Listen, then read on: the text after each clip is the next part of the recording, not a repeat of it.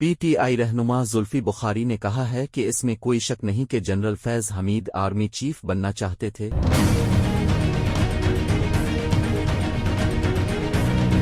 ہماری اسٹیبلشمنٹ یا فوج سے کبھی لڑائی نہیں ہوئی۔ ہماری لڑائی اسٹیبلشمنٹ کے ساتھ نہیں تھی، بلکہ لڑائی دو بڑے اہم عہدوں میں تھی، ایک آرمی چیف اور ایک وزیر اعظم۔ ان دو عہدوں میں لڑائی کی وجہ بد اعتمادی تھی۔ وزیر اعظم اور آرمی چیف کا اس وقت ایک دوسرے کے ساتھ چلنا ممکن نہیں تھا۔ جنرل فیض سے متعلق سوال کے جواب میں رہنما P T I Zulfi Bukhari نے کہا کہ ہمیں یا کسی بھی پارٹی کو کبھی بھی کسی فرد کو سپورٹ نہیں کرنا چاہیے، یعنی وزیر اعظم آفس کی آرمی چیف کے آفس کے ساتھ یا ڈی جی آئی کے آفس کے ساتھ تعلق ہونا چاہیے۔ تعلق عہدے سے رکھنا چاہیے، نہ کہ شخصیت سے۔ پاکستان کی تاریخ اٹھا کر دیکھ لیجئے، جب بھی کسی شخصیت پر انحصار کیا جائے نقصان ہوتا ہے، چاہے وہ ہم ہوں، ماضی میں کوئی اور ہو۔ بڑی بڑی مثالیں موجود ہیں۔ ہمیں انفرادی شخصیات پر انحصار کرنا چھوڑ دینا چاہیے۔ ہم کسی بھی شخصیت پر انحصار کریں، یہ سیاسی پارٹی کی غلطی ہے۔ رہنما P T I Zulfi Bukhari نے کہا کہ الیکشن میں جس طرح سے ہمیں محدود کیا جا رہا ہے وہ سب کے سامنے ہے۔ کال عدم پارٹیوں کو بھی اجازت ہے جلسے جلوسوں کی، لیکن ہمیں نہیں ہے۔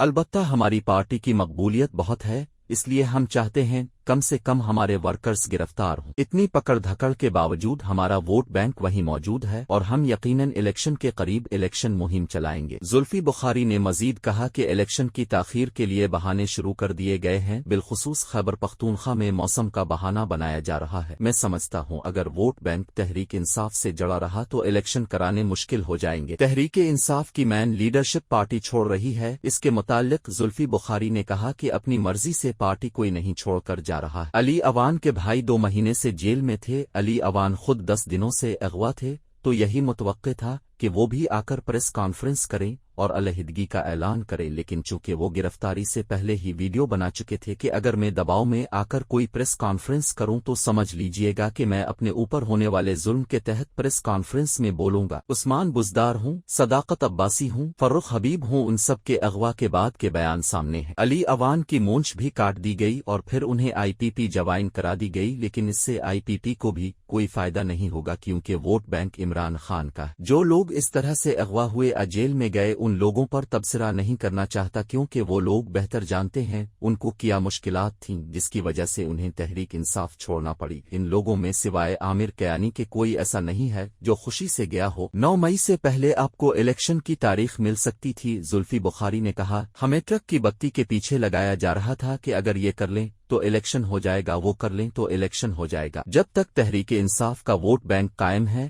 الیکشن نہیں ہوگا۔ بنی گالہ کے سیکیورٹی انچارج انعام کہتے ہیں کہ بنی گالہ میں سب سے زیادہ ایک سیز زلفی بخاری کا تھا اور بشرا بی بی سے بھی وہ کلوز تھے، لیکن شاید کسی ناراضی کی وجہ سے تو ان کا نمبر بلاک کر دیا گیا۔